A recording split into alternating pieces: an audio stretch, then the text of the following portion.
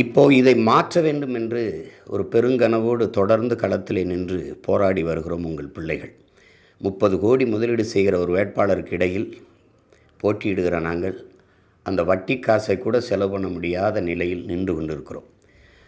ஆனால் மக்களுக்கு சேவை செய்ய பணம் தேவையில்லை, தன்னலமற்ற உண்மையும் நேர்மையுமாக பணியாற்ற வேண்டும் என்கிற மனம் இருந்தாலே போதும் என்பதை நிரூபிக்கத்தான் தொடர்ந்து உங்கள் பிள்ளைகள் இந்த களத்திலே நின்று வருகிறோம். இம்முறையும் அதே கனவோடு நிற்கிறோம். எங்கள் திருநாட்டில் எங்கள் நல்ல ஆட்சி, பசி, பஞ்சம், ஊழல், லஞ்சம், கொலை, கொள்ளை, சாதிய இழிவு, தீண்டாமை, பாலியல் வன்கொடுமை, அடக்குமுறை, ஒடுக்குமுறை, வழக்கொள்ளை,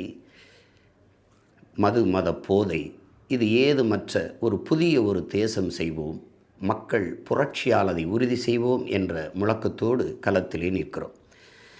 எப்போதும் போல எமது மக்கள் ஒவ்வொரு தேர்தலிலும் தங்களால் இயன்ற நிதியை கொடுத்து எங்களை வலிமைப்படுத்தி இருக்கிறீர்கள்.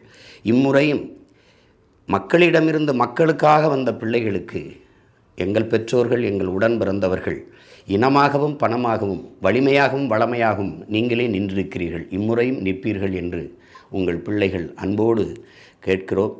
திரள் நிதி திரட்சி என்ற அந்த வழியின் வாயிலாக உங்களால் இயன்ற உதவியை செய்து உங்கள் பிள்ளைகளின் கைகளை வலிமைப்படுத்தி விடுங்கள்.